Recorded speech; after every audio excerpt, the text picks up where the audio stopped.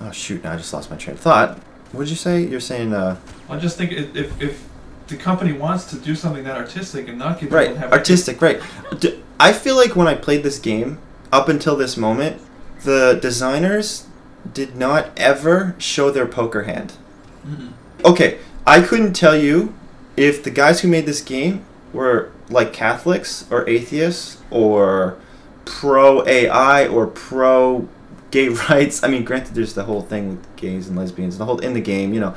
But it wasn't really until this game that I feel like they showed their hand.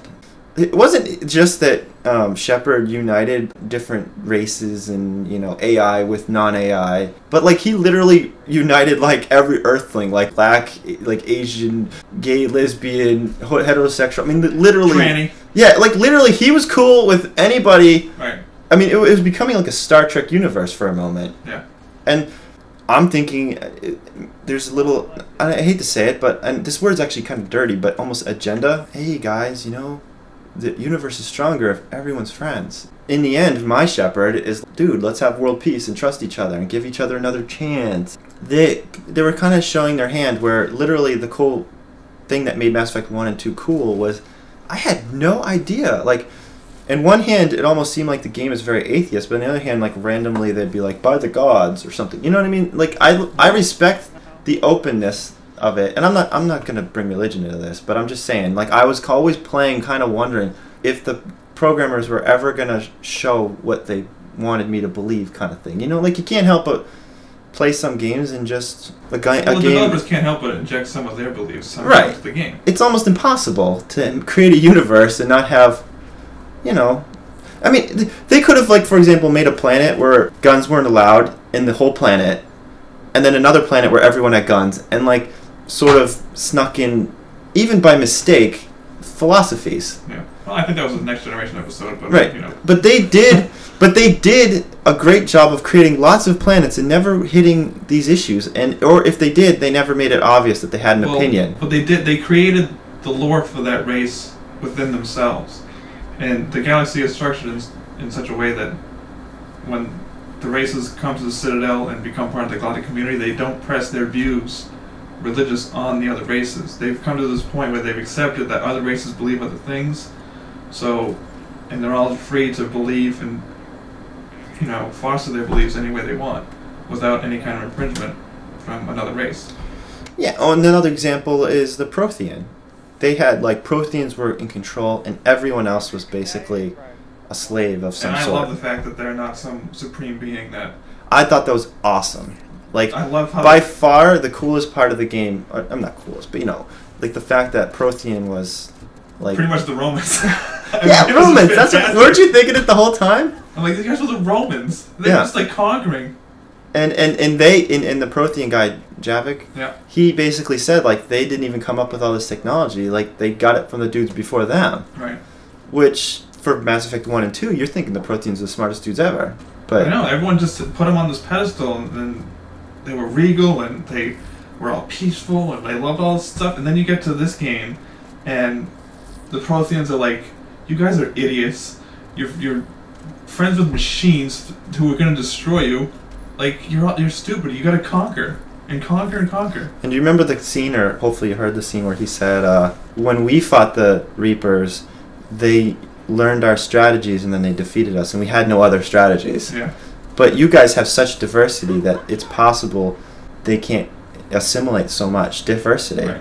And I was impressed with that. Like, I was like, yeah, maybe we got a chance. You know, because in my head, I'm like, Shepard can't possibly lose. He's going to save the universe. Yeah.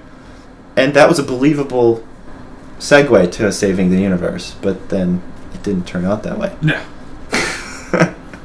All right, so should we just get to this? Get to the indoctrination? Yeah.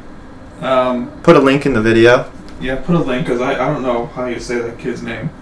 Or person's name. I have no idea. Because it doesn't make any sense. Maybe I should have it in front of me, but whatever. But you found this video the other night, and it pretty much gives a great explanation as to what exactly goes on at the end of this game.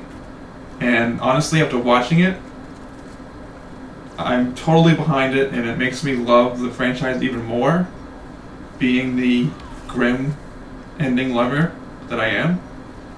It basically points out that Shepard is being indoctrinated the entire time, and it's the Reapers are controlling him, which I think is just fantastic. But the whole time, that you're doing all these things for the betterment of the galaxy, but it's really the Reapers. And when did they start? I would have to.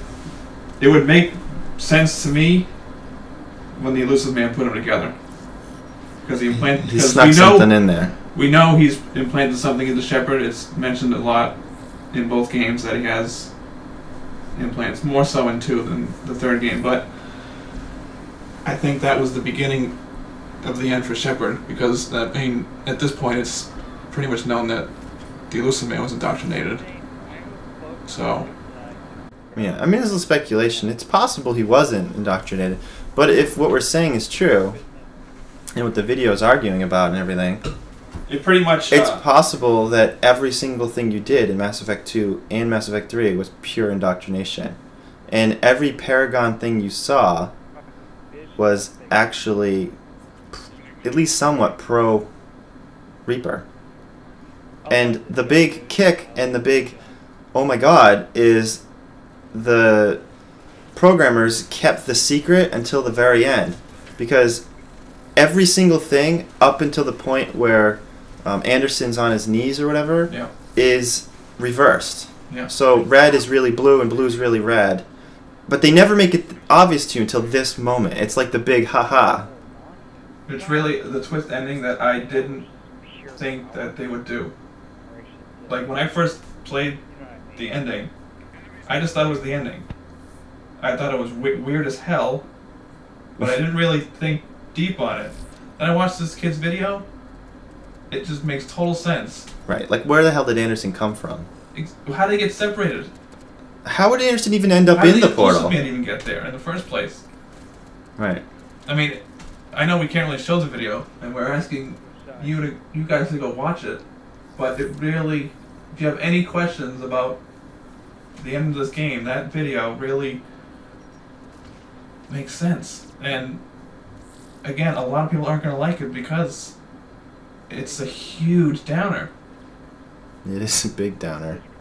Because it's just saying that no matter what you do, the Reapers are just going to screw you. So you can't. Well, maybe I've been too negative, and it is possible now if I go back and play it. Maybe that's their goal. They would just want me to play one more time. Is maybe all it is. Because now I'll understand what's actually happening, and I'll click the bad things knowing it's actually good, and then I will save Earth and Shepard will come back or whatever. But there's still a lot of what the heck in here. And I don't know, do we deserve an answer?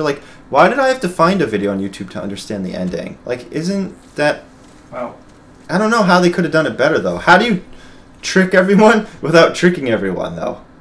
And then is it really nice for a company that makes millions off of us to trick us? I mean, you know what I'm saying? It's execution, and sometimes being witty can come off as rude, even by accident. See, I'll defend them for doing this. Now looking back, it's cool, but legit, you could say people lost sleep over this ending, and as a company, is that your goal? Oh man, we're gonna take these fans downtown. They're gonna make them lose some sleep. They're gonna go on farms and scream bloody murder. And then, what I'm scared of too is they're gonna actually backpedal and make some kind of DLC real ending that's my biggest fear. That I'm one of the few people who love how this series ended, and if they come up with something that completely refutes which is this theory that I have, it could really hurt it. Yeah. Because they basically said, hey, we created this game, we made this ending, we're standing by this ending. Oh, but all these people are in an uproar, they don't like the ending, blah, blah, blah. Oh, you know what, here's what most people want, so here you go, here's an ending. And I guess in this world, the majority gets that, and I'm in the minority with this. And this whole thing about the Normandy... That's still the biggest... I think we talked about... The best guess I got on that is... Because they killed... This is it. This is the clincher. Because they, no matter what, they killed the teleporter thing. What are they? The arrays? Oh, relays. Yeah, the relays. They wanted Joker and the Normandy to be in their new universe almost. It's not. I don't want to say universe, but it's like new generation. Yeah. And so this is their scheme. It doesn't. It's a bit of a stretch, honestly. Like, how the heck did Joker know this was happening? Then to just decide to bail on Earth, like. Well, I think we can extrapolate that if that ending is true about the indoctrination, that the Normandy fled Earth, Jesus. Because too much time had happened between Shepard getting hit with that laser from the Reaper, and then going up to the Citadel and talking to the Catalyst. Like, I think to the player it's almost instantaneously, because you get hit by that laser, and then you run a couple more feet, you get up to the Citadel. But I think maybe they witnessed Shepard getting hit and they thought he was dead, so everyone went back on the Normandy and hightailed it out of there. So they hit a relay, they're somewhere else. And then mid-relay it blew up. Right, so they're stuck somewhere else. That's because there's no indication to the player playing Shepard how much time has gone by. And maybe I get it. Dude, my Javik was in my party, I know for sure, and he ran back after seeing Shepard fall and told the Normandy Shepard's dead. And then their backup plan was like, let's get the heck out of here. Without our Messiah Shepard, we're doomed. Or at least let's live another day. Yeah. Regroup. And then blow up planet, relays are blowing up, and maybe the relays did wipe out everybody. Because that big explosion, well, I don't know, we'll forget about that. But at least they land on a living planet, crash land, and then they're going to be in this next generation, which is going to be whole new races, maybe still humans, maybe not. And then I think it's all a big gag to get these characters, at least their skeletons, memories, something, in this new generation. So it's kind of like a reboot of the franchise? Yeah. Okay. It's basically like Earth 2 concept. But the whole basis of Mass Effect was the relays. Like, that's how people got from one soul system to the next, and if they're all destroyed, how much time is going to go? Well, I wouldn't dwell on that, because they'll just come up with something. It'll be like, that's the thing, I bet you it's going to be like 5,000 years in the future or something, and there'll be new inventions, and someone will find something or something, they'll find a way to travel around, or maybe it won't even be that epic. It'll be just like one little system instead of so many. I mean, you know. Who knows what the future holds, I guess. That's too much speculation. But anyway, I think we're going to have to wrap this up. So, do we hit our targets? I think so. I know, again, I'll say it, I know I'm in the minority, but... We didn't mention how many few choices really are in Mass Effect 3. Well, I think it plays to that whole mantra that choice is an illusion. So every choice that you made is an illusion. Pretty much 3 is just one insanely big wrap-up of what you did in 1 and 2. If you've only played 3 and you've never played 1 and 2, I can't even imagine what you think of this game. Right. I mean, like, how do you even base your decisions? Like, oh, I'm going to pick the Solarians. Yeah. You don't even know them. Like, you saw them for like 10 seconds. Right. Rex is probably dead, right? I think Rex is dead in the default story. Yeah. You're following some random Krogan guy? My god, the choice between the big weird-looking Krogan guy and the weird lizard dudes. Right. What a choice that is. Being fans of the Solarians like you and I are, they're barely in this game. Yeah. Mm-hmm. Because I remember the first playthrough I did, I sided with Rex. So Lion Warden sacrificed himself to cure the genophage, blah, blah, blah, and then the Dolatrus of the Solarians said, you're not getting our aid.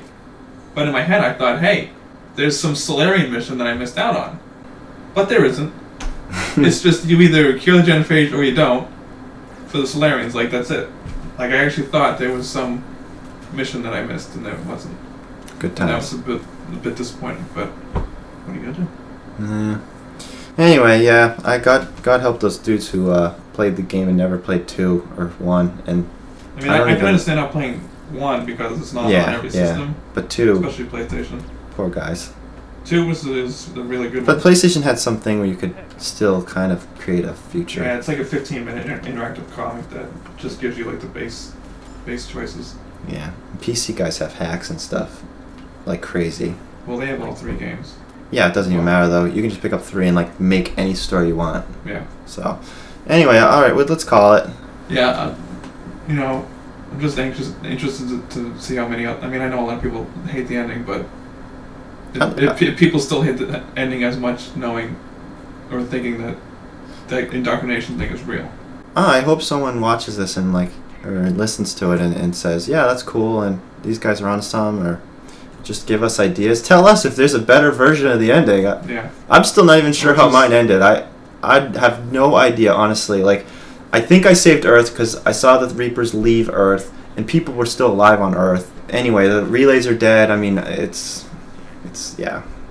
So, knowing too, and especially when this new version of Mass Effect's going to come out, this new universe or generation, I think it's going to end up being forced. Killing the relays, it's a forced mechanic to produce more product, and I think it could be even a selfish, poor decision. I mean, BioWare isn't known for half-assing things, and they're pretty committed to quality. Yeah. So I think it's sort of selfish, though. They could have given us give us one ending where the relays don't die, and then totally blow us off when it comes to making their next game. Just say sorry, but that ending didn't happen. It's been done many times.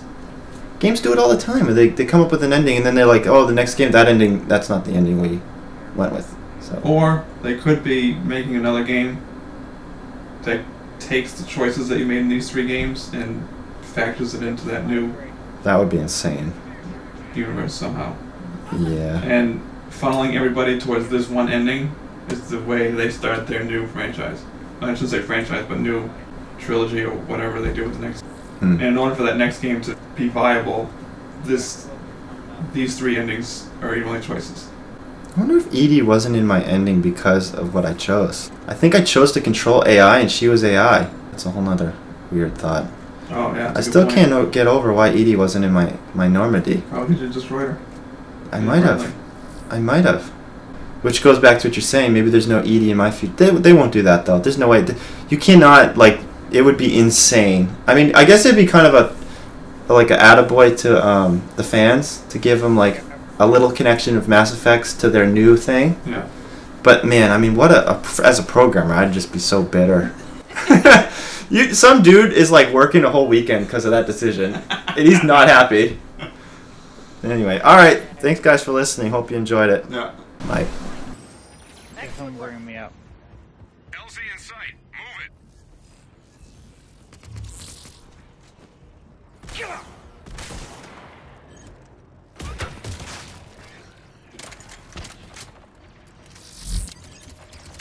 Outstanding!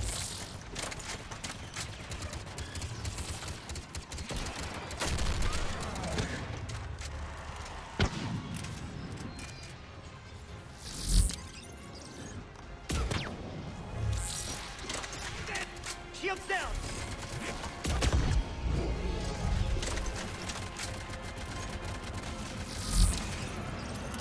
Shuttle ready for extraction. Area's compromised. Get to the L's. Team secure. All clear. Good work. Yeah, I did surprisingly well with the Solarian Infiltrator. Surprise. Yeah.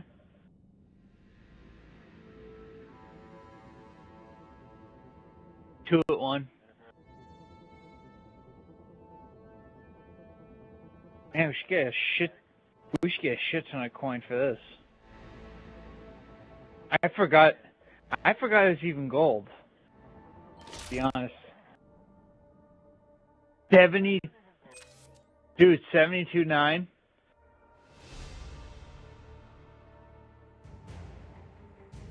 I think I gained 2 levels.